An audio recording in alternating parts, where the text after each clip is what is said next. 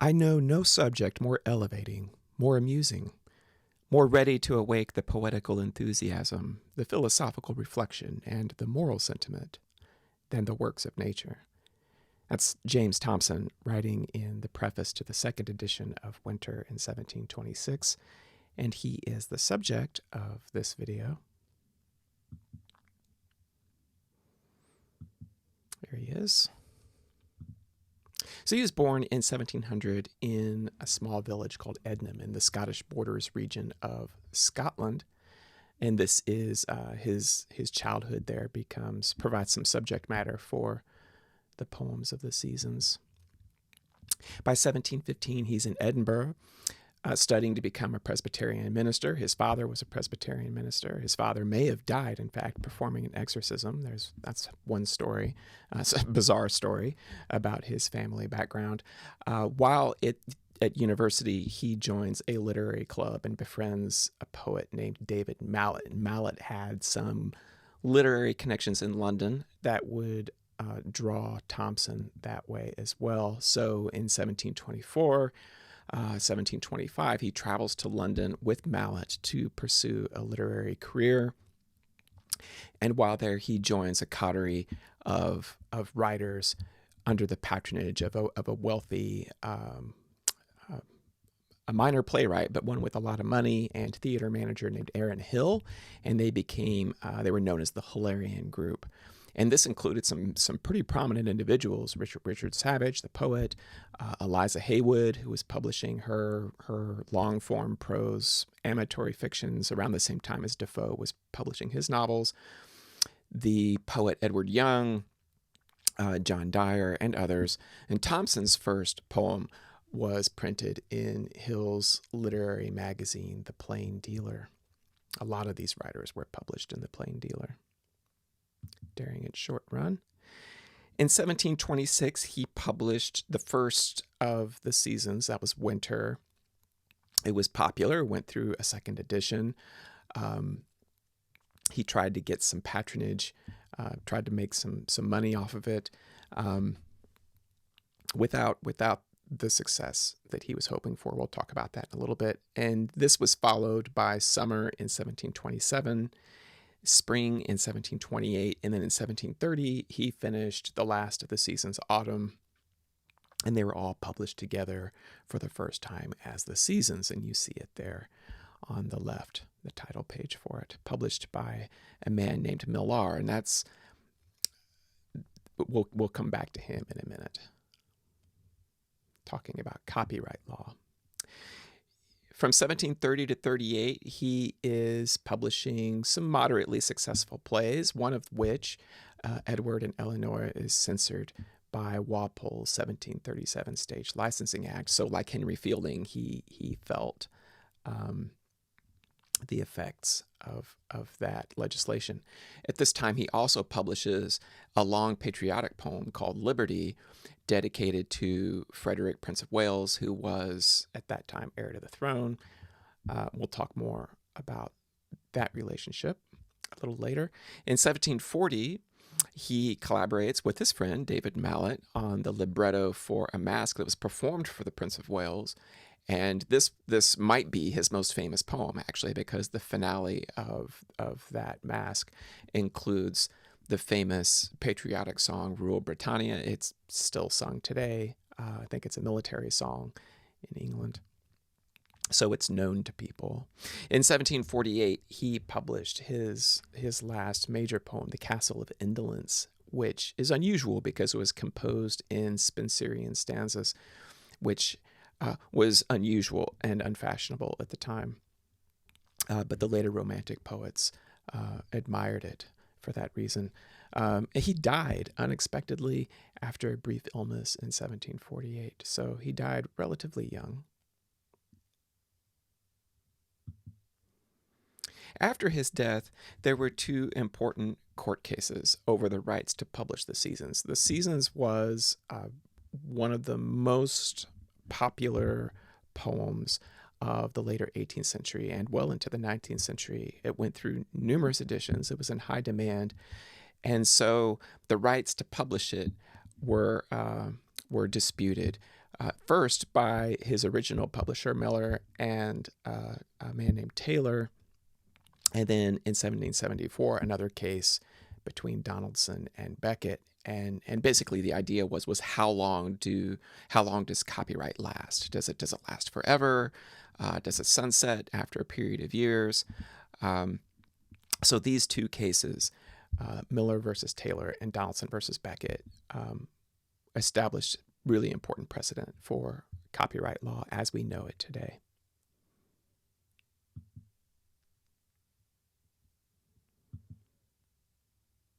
So I want to talk about the seasons in a couple of different ways. First, I want to talk about in what ways is it typical of the Augustan poetry of the 1720s.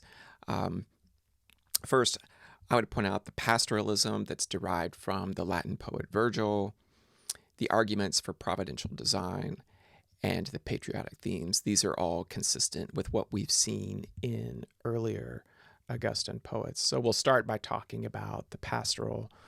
So like many poets of Thomson's generation, I'm thinking Anne Finch, Samuel Johnson in a poem like London, or Pope, who's some of his first poems were pastorals. Thomson evinces nostalgia for the classical ideal of rural retreat that was exemplified by the pastoral poetry of Virgil. And he's mentioned in the seasons as rural Morrow. That was Morrow was another one of Virgil's names, and the Mantuan swain. He was associated with the region of Mantua outside of Rome. And the pastoral involves a longing for a time when poets sought simple and quiet rustic comforts and avoided the material temptations and corrupting influences of city life. And for Thomson in the seasons, this involves recollections of his childhood experiences in the Scottish borders regions. So arguments for providential design. So like Pope's essay on man, which actually was published after the seasons attempts to explain the world and our place in it as part of a divine plan that we must discipline ourselves to accept, despite the hardship, the suffering, and loss that life brings. All of which, Thomson makes sure to point out, derives from man's original sin. And like Pope, Thomson paid close attention to advances in natural science, such as Sir Isaac Newton's recent work on optics, which for Thomson, he saw science as revealing God's design. He didn't see science as in opposition to religion, but that science helped explain God's plan. When Newton died in 1727, a year after Winter appeared, Thomson wrote a commemorative poem about Newton's death, and then alluded to Newton's work in Spring, in particular his work on optics. Talks about there's a passage in Spring about the rainbow, and it relies a lot on Newton's observations in optics.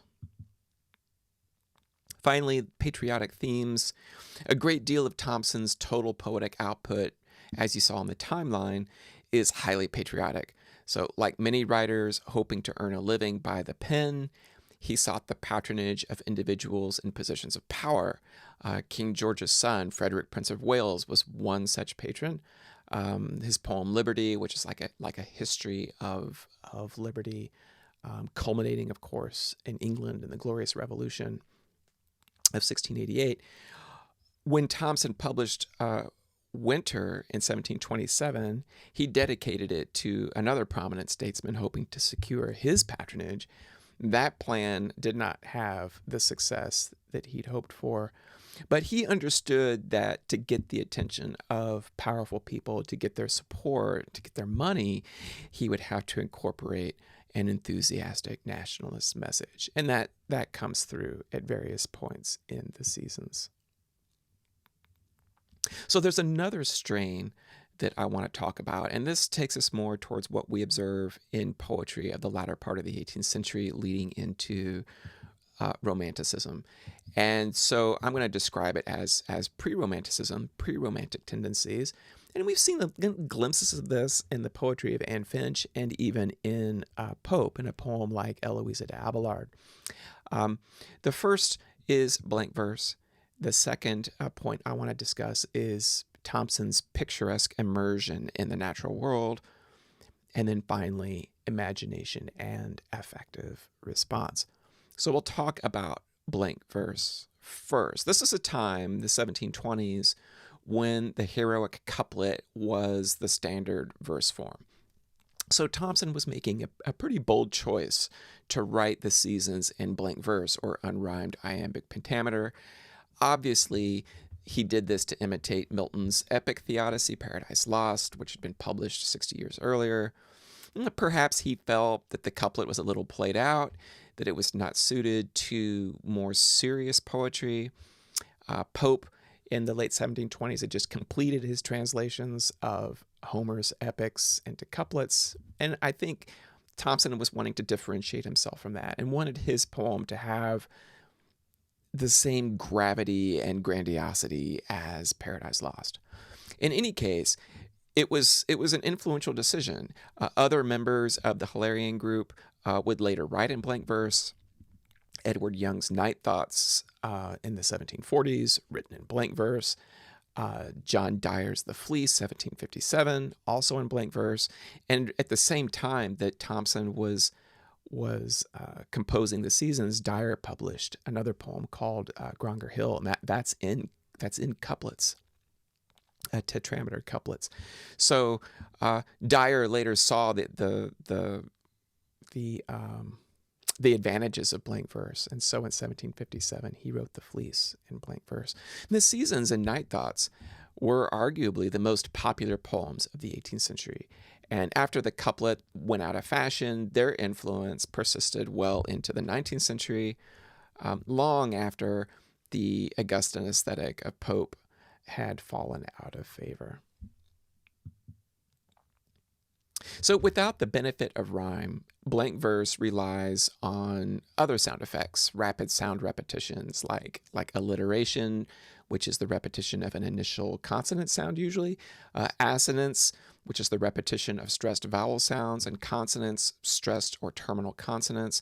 And I just give you just a quick example of this that stood out to me, the alliterative repetition of the W sound, the initial W sound in Thomson's description of the Nightingale's Song in Spring, lines 723 to 28. And you could take a look at those three lines there. And then also an example of assonance. And I pulled this from Dyer's poem, The Fleece, but it's a really good example, and you can look for these in Thomson as well. But this one really stood out to me, the repetition of the E sound in The Fleece.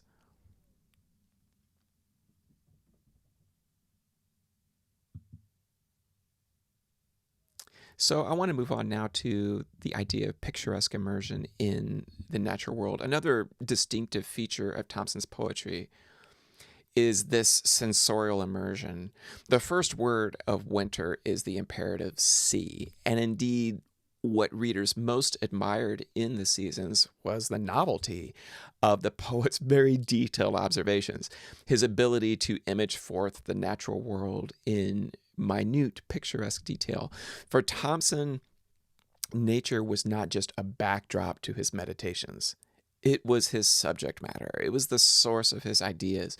So whereas the Augustan poets tend to focus on human behavior and the social world that's the material of satire, Thomson prefers solitary experiences in the natural world.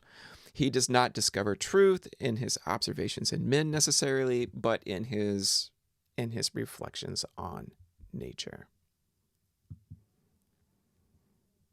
And finally, imagination and affective response. So, whereas writers like Pope and Swift place a high value on the faculty of reason, and they ridicule the absence of it in others, Thomson values personal experience and emphasizes the role of the poet's imagination, or fancy is an 18th century term for it, in making connections with the natural world and identifying with the feelings of others. Thus, we do not hear in the seasons the scornful voice of the satirist, um, the Juvenalian satire of someone like Swift, nor the dispassionate didacticism of Pope, but the voice of someone who's not removed from, but rather receptive to the world around him, acutely receptive. From the tiny insects buzzing about his head, to mating songbirds, to the clouds overhead. This affective response also has to do with another important 18th century concept called the sublime.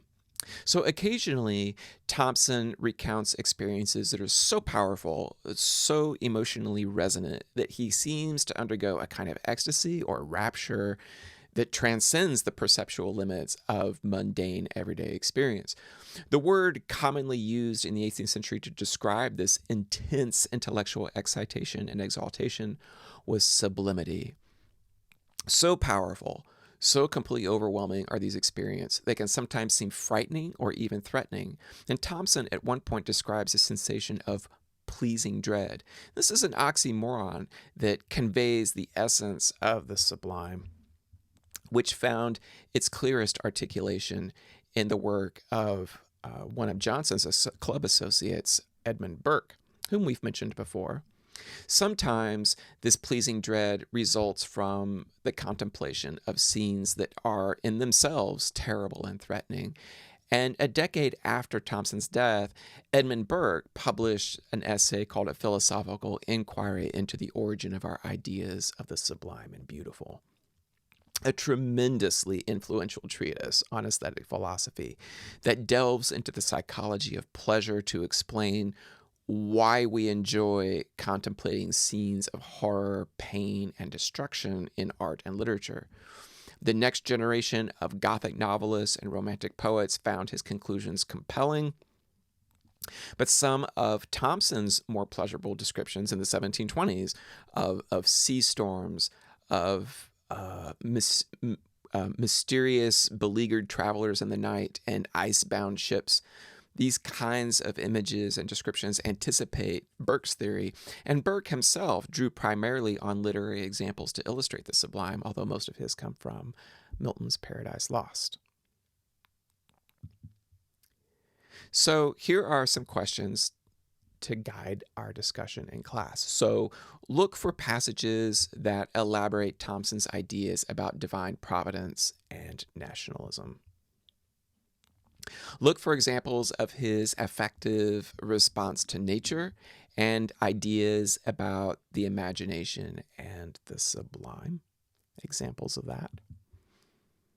And what lessons about human experience does he draw from his descriptions and observations of natural phenomena and animal behavior? And finally, and this is really important to Spring, the poem Spring, what are his ideas on sexuality, love, and marriage? So we'll talk about all these things in class, and that concludes this introduction to James Thomson.